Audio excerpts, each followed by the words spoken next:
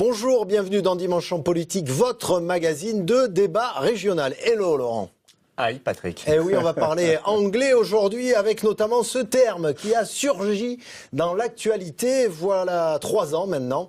Brexit, abréviation de British Exit. Alors le Royaume-Uni va-t-il sortir de l'Union européenne? Si oui, dans quelles conditions? Bien malin qui pourrait le dire aujourd'hui. En tout cas, quelles pourraient être les conséquences de ce départ pour notre région où 15 000 ressortissants britanniques vivent? On en débat avec nos invités. Ladies first, Lisa Stanton, bonjour. Bonjour. Ressortissante britannique, vous vivez dans le Lot où vous travaillez notamment la vigne. Oui. Gérard Onesta, bonjour. Nice to meet you, Patrick. Ah, bien Gérard. Vous avez été vice-président du Parlement européen. Aujourd'hui, vous présidez le bureau du Conseil régional où vous êtes élu Europe Écologie Les Verts. Face à vous, un autre conseiller régional, cette fois-ci du Rassemblement national, Frédéric Cabrolier. Bonjour. Bonjour. À vous. Enfin, l'éclairage d'un autre Britannique vivant chez nous, Paul Seabright. Bonjour. Bonjour. Vous êtes professeur d'économie à la Toulouse School of Economics. Alors avant de vous entendre, mesdames, messieurs, on va écouter les citoyens, britanniques ou pas. Paroles recueillies du côté de Saint-Antonin-Nobleval, en Tarn-et-Garonne. On les écoute. Les gens, les Français, ils parlent beaucoup de Brexit. Ah oui, il y a beaucoup d'anglais ici. Ils ont amené beaucoup à nos campagnes et à la vie rurale. Ils ont peur de perdre la sécurité sociale qu'ils avaient avec la couverture européenne. Et je pense qu'ils vont repartir chez eux et qu'on va perdre, mais beaucoup dans le sud de nos régions, là. Vous craignez de perdre des clients anglais? Oui, s'ils s'en vont, oui, parce qu'on en a pas mal. Qu'est-ce que vous pensez de ce Brexit? Oh, je sais pas, c'est fou. C'est fou. C'est tout, mais c'est les Anglais. Pour moi, je préfère rester dans l'Europe. Au moment du vote, en fait, on a même des commerçants à côté de moi, à côté de l'Office de tourisme, qui faisaient la propagande pour le non-Brexit. Quitter l'Europe, avoir fait tout ça pour rien, enfin, je comprends pas trop la démarche en fait. Est-ce que vous pensez que le Brexit, faudrait qu'on suive l'exemple de nos amis et voisins anglais? Ça oui. Qu'on quitte l'Union européenne? Ouais, ça y a pas photo. Quelle question. Enfin, d'ailleurs, le Frexit, on n'en entend plus parler aujourd'hui, Gérard Onesta. Ça a coupé l'envie à ceux qui le prônaient. Finalement. Pour ceux qui ont un petit peu suivi la façon dont s'est fait ce référendum, on sait qu'il y a eu beaucoup de fake news, en occitan dans le terme, et que les lendemains ont sacrément déchanté. Donc ça a peut-être refroidi tout ce qui pensait qu'il pouvait y avoir des Brexit heureux. Ceci dit, un Européen convaincu que je suis pas mécontent que la Grande-Bretagne se retire momentanément de l'Union européenne, parce qu'en tant que vice-président du Parlement européen pendant 3 mandats, j'ai pu voir à quel point il bloquait tout, absolument tout. C'est du soulagement. Mais c'est-à-dire que si on veut que l'Europe avance, il faut sortir du veto britannique, entre autres. Mais c'est vrai que, rendez-vous compte, même pour le glyphosate, alors que c'était après leur décision de quitter l'Union européenne, il y a quelques mois, ils ont décidé que nous devions continuer à ingérer du glyphosate. De quel droit? Donc, s'ils se retirent et que la nouvelle génération anglaise décide de nous rejoindre à nouveau dans 10 ans ou dans 20 ans, bienvenue à la République d'Angleterre. Frédéric Cabrolier, une bonne nouvelle ou pas ce Brexit pour vous? C'est pas que c'est une bonne ou une mauvaise nouvelle, c'est le choix des Britanniques, donc il faut le respecter. Je rappelle qu'il y a quand même 72% d'abstention, et contrairement en France, on peut saluer le gouvernement britannique, même si Theresa May, je crois, était contre le Brexit, de conduire les négociations et aller au terme et de ne pas trahir ce qu'on a vécu en France avec le traité constitutionnel de 2005 qui est repassé par la fenêtre en 2007 sous Sarkozy. Par la voie parlementaire, oui.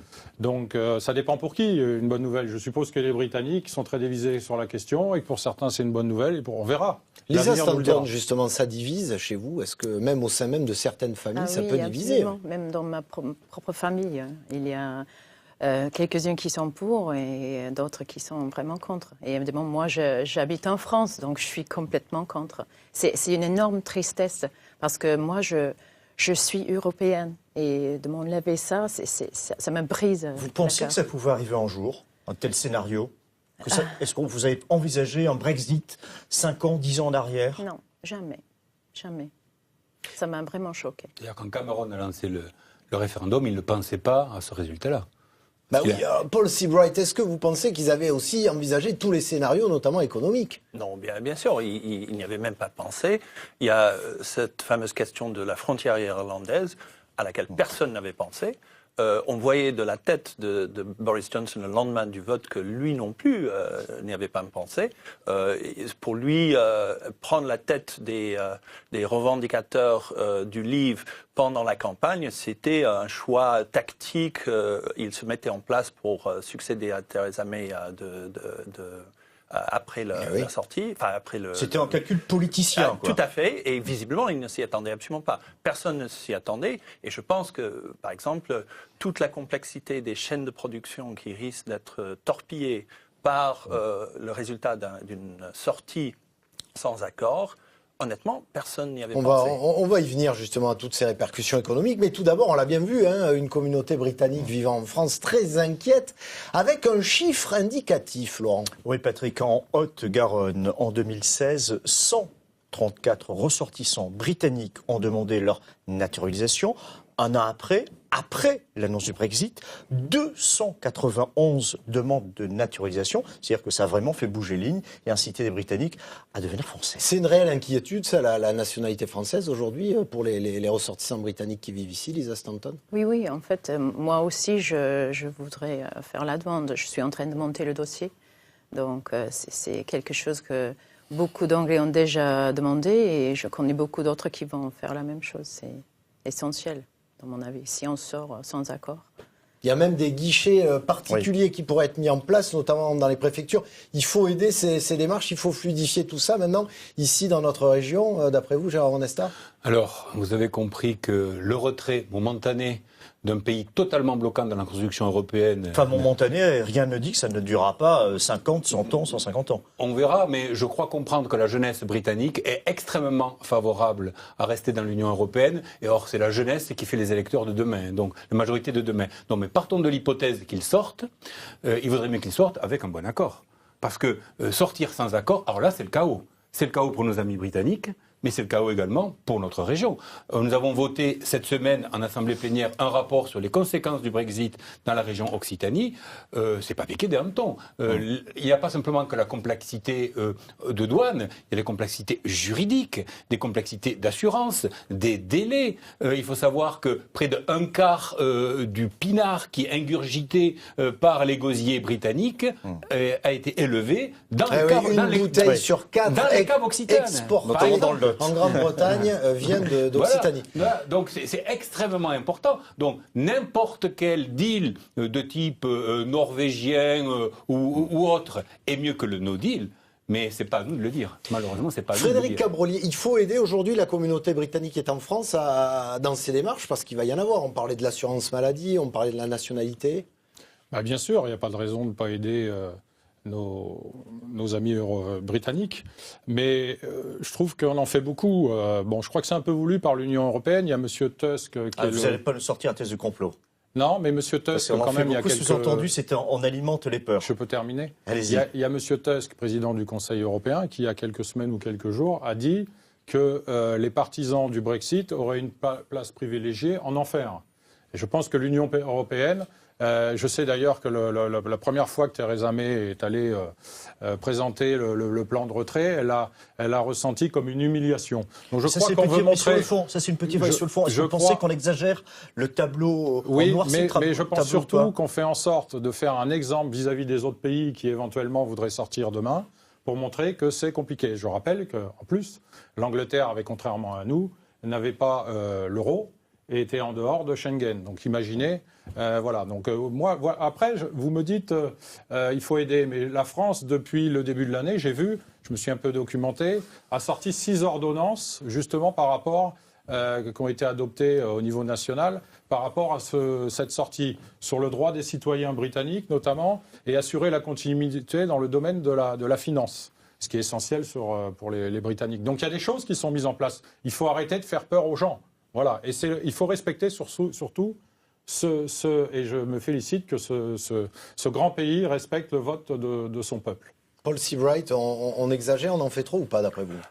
Je pense qu'effectivement, il y a eu des démarches extrêmement positives pour essayer de calmer les esprits par rapport aux conséquences, notamment pour les citoyens britanniques ici, aussi pour certains domaines comme la finance.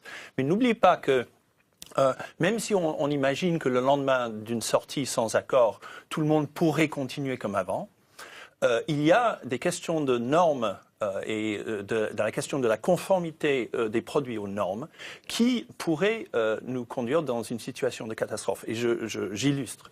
Il y a de l'autre côté de la Manche des centaines de milliers de palettes en bois qui servent à transporter les biens à travers les frontières. Or, ces normes ont besoin d'être ces palettes ont besoin d'être conformes aux normes de l'Union européenne, pour franchir la frontière. Sauf que les normes sont différentes pour les pays qui sont à l'extérieur de l'Union et les pays qui sont membres. Donc, du jour au lendemain, les palettes ne deviendraient plus conformes. Alors vous pourriez dire, mais c'est pas grave parce que c'est les mêmes normes, le ciel ne va pas tomber. Le problème, c'est que chaque entreprise française qui n'aime pas que son concurrent utilise les palettes non conformes pour venir sur son marché pourrait aller devant la Cour, demander un arrêt, et ça veut dire que des centaines de milliers d'entreprises auront du jour au lendemain droit à mettre des barrières au commerce qui n'existaient pas avant. Parce que avant, si vous n'aimiez pas la présence de votre concurrent, vous n'aviez pas le droit de le stopper sous prétexte que ces produits n'étaient pas conformes. Le lendemain de Brexit, vous aurez ce prétexte et je prédis qu'il y aurait beaucoup d'entreprises qui vont s'en servir. Imaginez tous les producteurs de vin britanniques, et il y en a, je suis désolé, et le vin britannique... Avec les changements climatiques, il y en aura de plus en plus. Absolument. Et le vin britannique, je peux vous dire, il est excellent, il est trop cher, mais il est excellent. Imaginez J'irai pas jusque-là, mais bon. On va dire. Il est tout à fait correct. Et imaginez le nombre de producteurs de vin britanniques qui vont dire, sous prétexte que maintenant les normes sont différentes, qu'ils n'acceptent pas l'importation du vin français. Alors justement, vous le redoutez, ça, Lisa Stanton, vous qui faites du vin? On peut qu'imaginer l'avenir, notre avenir. On divine, hein, mais on peut qu'imaginer, on ne sait pas. Et vous, comment vous préparez en tant que viticultrice? Vous consultez des experts comptables, la préfecture, comment ça se passe? Est-ce que vous anticipez un petit peu les choses ou c'est le brouillard? C'est le brouillard total. En fait, on ne sait rien. Et on va voir que vous n'êtes pas la seule, parce que dans notre région, près de 4000 entreprises pourraient être impactées par ce Brexit. La plus connue et la plus grosse étant évidemment Airbus, qui fabrique ses ailes d'avion en Angleterre. Mais il n'y a pas qu'elle. Explication avec Stéphanie Bousquet et Nathalie Fournis. Ces pommes du Tarn-et-Garonne sont à destination de l'Angleterre. Mais à l'approche du Brexit, le marché britannique plonge dans le flou. Une incertitude qui inquiète cette coopérative de Montauban. Elle vend 15 000 tonnes de pommes aux Anglais par an et a même créé une ligne de conditionnement uniquement pour le Royaume-Uni. Ça représente entre 10 et 15 % de notre production. Il n'y a pas d'intermédiaire, il n'y a pas de douane aujourd'hui, il n'y a rien. En un jour, ça arrive là-bas. Aujourd'hui, ce Brexit, ça vous inquiète ? Ça nous inquiète un peu. Ça aura des répercussions, je pense, sur le prix. Une inquiétude partagée par le directeur de Blue Whale en charge de ses exportations. Ce groupe compte plus de 300 fruticulteurs. 15% de leurs ventes se font au Royaume-Uni. Depuis 20 ans, leur stratégie est de livrer ces fruits à flux tendu pour qu'ils se retrouvent en moins de 24 heures sur les étals anglais. Mais avec le retour des frontières, tout risque de changer. Ce qui nous inquiète, c'est les procédures anglaises. Aujourd'hui, on parle de plus de 40 km de queue pour traverser le tunnel sous la Manche. 40 km, ce qui veut dire 2 ou 3 jours de douanement. On a les transporteurs français qui commencent à paniquer, à plus vouloir aller vers l'Angleterre. Et donc on est dans un stade de panique générale, dans l'incertitude politique que l'on vit aujourd'hui.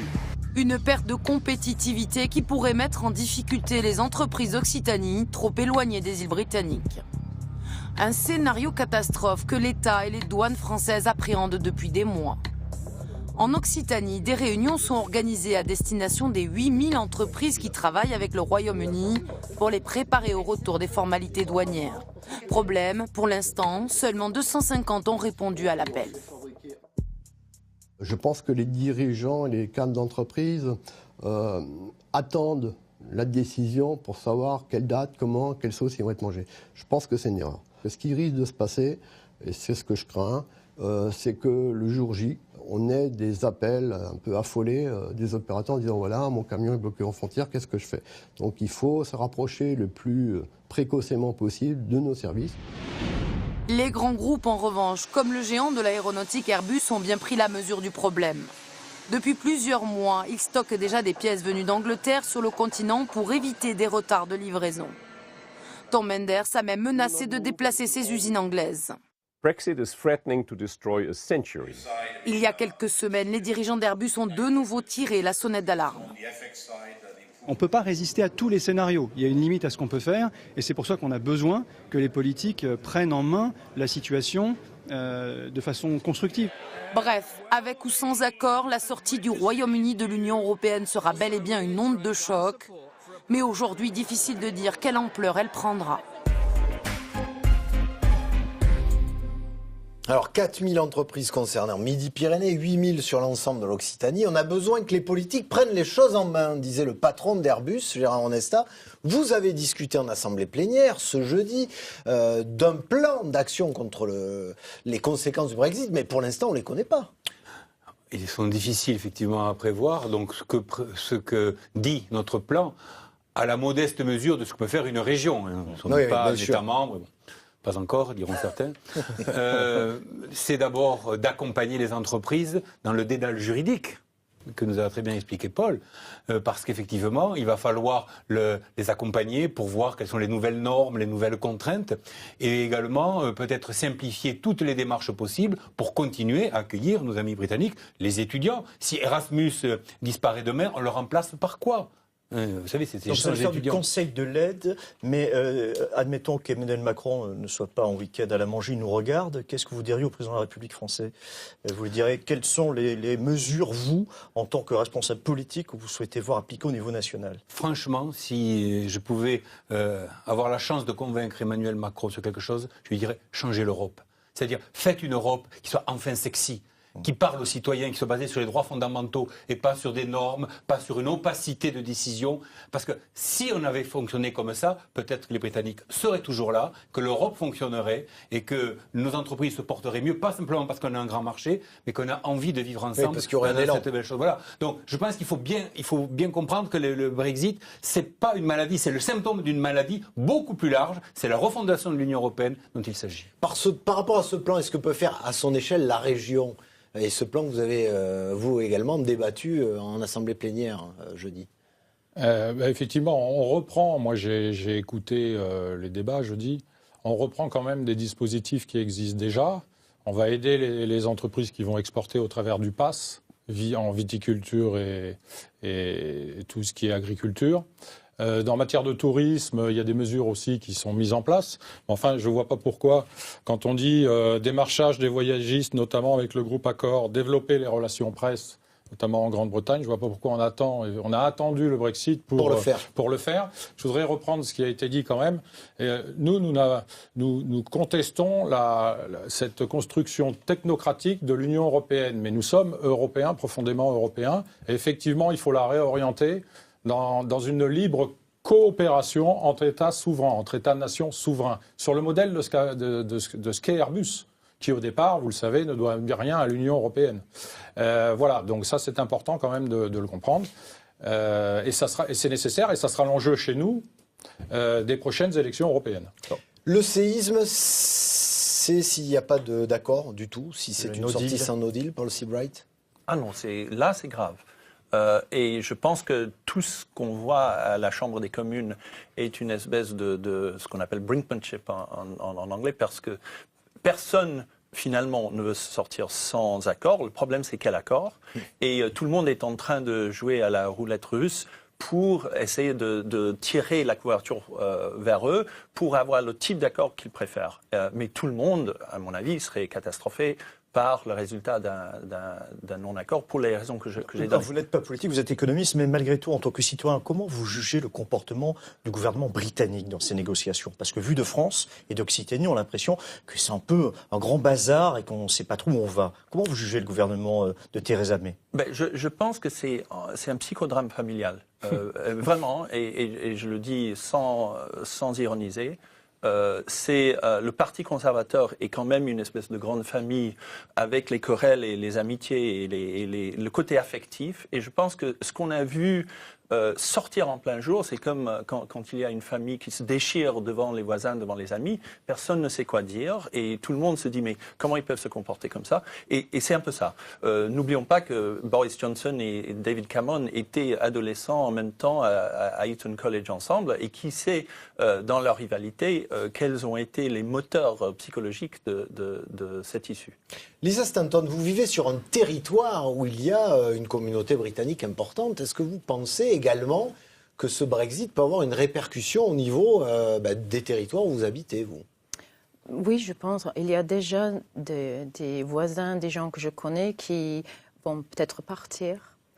D'autres qui ne savent pas comment ils vont gérer leur travail, s'ils peuvent même rester en France. Donc, c'est flou. On ne sait pas, mais c'est sûr qu'on aura des conséquences. Et c'est flou, j'allais dire, depuis 3 ans finalement que vous vivez ça par épisodes successifs. Est-ce que vous en voulez aujourd'hui aux personnes qui dirigent votre pays? Pour l'instant, tout ce qui se passe là-bas, c'est la honte. Et en fait, je ne peux pas dire plus que ça. Je ne sais pas quelles sont les solutions, mais j'espère qu'ils vont trouver quelque chose, parce que pour l'instant, ça ne marche pas. Et est-ce que la représentation diplomatique en France, à Paris ou ici, ont pris contact avec la communauté anglaise du Lot, de la France? Est-ce que vous avez des contacts, vous, avec les Anglais d'Angleterre? Est-ce qu'on vous tient au courant? Est-ce qu'on vous informe? Est-ce que, quelque part, vous êtes associé à ce qui se passe? Est-ce que l'information circule ou pas? Alors, la chose qui marche le mieux, je pense, c'est les médias sociaux. Comme Facebook, il y a plusieurs groupes de Britanniques, les Britanniques là-bas et les Britanniques qui sont en France. Et ça marche assez bien pour diffuser tous les renseignements, les infos et tout. Mais il n'y a pas de canal officiel. Ça passe uniquement entre vous, c'est une communauté informelle sur les réseaux sociaux. Pour l'instant, tant qu'il n'y a rien d'officiel, il n'y a pas de canal officiel, apparemment. Puis il y a une spécificité également en Grande-Bretagne, parce qu'on dit anglais, mais c'est Grande-Bretagne. C'est plus compliqué que ça. Pas de raccourci. C'est également qu'il y a une presse un petit peu spéciale, qu'on ne connaît pas chez nous, une presse populiste, que j'ai eu le malheur parfois de voir affronter, où je me rappelle qu'en tant que député, je leur donnais un chiffre qui était multiplié par 10 le lendemain dans leur colonne, et quand je rappelais le journaliste, il me dit « ce n'est pas votre chiffre qui m'intéresse, c'est celui que mes lecteurs ont envie de lire, que j'écris ». Donc vous voyez déjà le type de presse, et c'est ça aussi qui défait le débat. Mais il peut y avoir des conséquences annexes assez intéressantes, parce que peut-être que la Grande-Bretagne quittera l'Union européenne, on n'en sait rien, mais peut-être que la République d'Écosse, paradoxalement, dans quelques années, rentrera dans l'Union européenne, parce que je vous rappelle qu'il y a eu un référendum où les Écossais ont failli être indépendants, mais le non a gagné. Non, on reste dans dans le Royaume britannique, parce que si jamais on quitte le Royaume britannique, on est obligé de quitter l'Europe. Et bien là, paradoxalement, l'argument s'inverse. Si vous voulez venir dans l'Europe, vous devez quitter le Royaume-Uni. Et pareil, est-ce que ça ne va pas pousser à une réunification accélérée de l'île irlandaise? Il y a des choses assez intéressantes à suivre. Par rapport à la presse, si je peux rebondir, je crois que là aussi, on n'a pas de leçon à donner à nos amis britanniques, parce que nous sommes également en situation de monopole dans notre région, avec la dépêche du Midi de M. Bailey, qui a d'ailleurs repris le Midi Libre. On n'en est quand même pas au tabloïd. Comme, d'accord. On est d'accord que Jean-Michel Bailey, parfois il y a un peu de fake news, mais pas comme en Grande-Bretagne. On n'est pas quand même au niveau du tabloïd. Je n'ai jamais vu en la matière parler d'un taux de chômage qui est 2 fois moindre que chez nous, en Angleterre actuellement.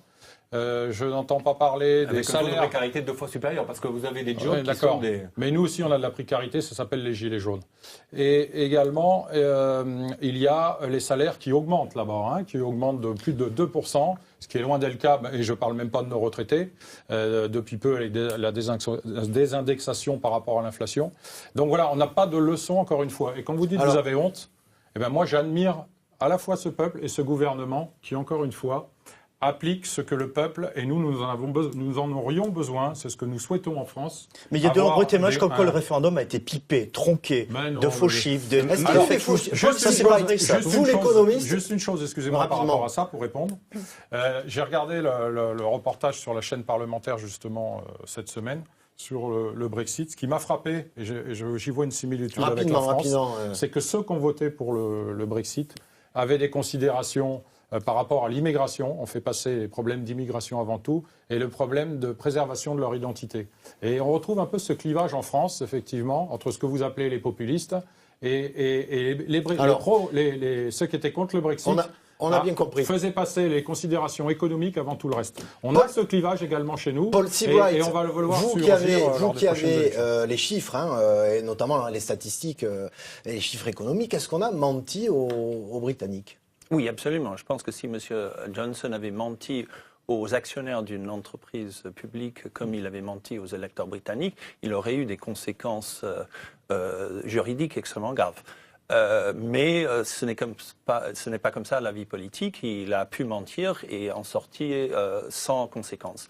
La question, je suis tout de même d'accord avec mon voisin là, que le référendum a été décidé par on va dire autour des questions qui étaient beaucoup plus profondes, des questions identitaires, qui traitaient non seulement des conséquences économiques, mais aussi des questions d'identité, de peur de l'avenir et de beaucoup de choses. Mais il faut le reconnaître, dans un climat d'opinion extrêmement truqué, où c'était très difficile pour le citoyen, l'électeur moyen, de juger quelles seraient les conséquences. Personne ne leur avait expliqué, par exemple, les conséquences pour la frontière irlandaise. Personne ne le savait. Je pense que si les gens avaient prévu cela, il y aurait pu y avoir un résultat différent. Est-ce que c'est la limite, pour terminer, il nous reste 30 secondes, la limite du référendum finalement, Gérard Onesta ? Alors le référendum est abrupt quand la question est bête.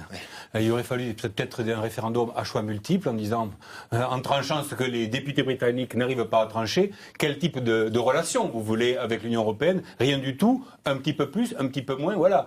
Mais moi je suis d'accord avec M. Cabrolier sur un point, il faut respecter le peuple. Mais le peuple a tous les droits, y compris celui de se tromper, y compris celui de changer d'avis. On a bien compris. Y compris celui de changer d'avis. Après tout, le peuple français avait élu, je ne sais pas, M. Sarkozy, 5 ans après, il a changé d'avis. Est-ce que c'est ce que vous espérez, Lisa Stanton, aujourd'hui, que le peuple change d'avis ? Un nouveau référendum. Absolument. Et en fait, je ne sais pas comment on peut respecter un vote qui a été fait avec beaucoup de fake news, beaucoup de mensonges. Là, je ne suis pas du tout d'accord.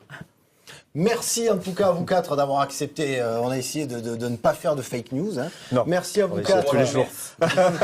Merci à vous quatre d'avoir accepté de débattre avec nous. Alors, il est fort probable qu'on refasse une émission une fois qu'on aura véritablement, j'allais dire, le canal officiel, les décisions fermes prises. Et là, on pourra effectivement se projeter. Mais il était important pour nous de vous en parler dès aujourd'hui. Merci à vous. Le reste de l'actualité régionale, c'est évidemment pour la politique notre blog. La semaine prochaine, on se retrouve à nouveau ici, nouveau débat. Tiens, un nouveau Politique Café où on parle européenne, notamment sur le blog. Ça tombe bien. Laurent, ça tombe bien. Merci à vous de nous avoir suivis. Bonne fin de week-end sur France 3, Midi Pyrénées.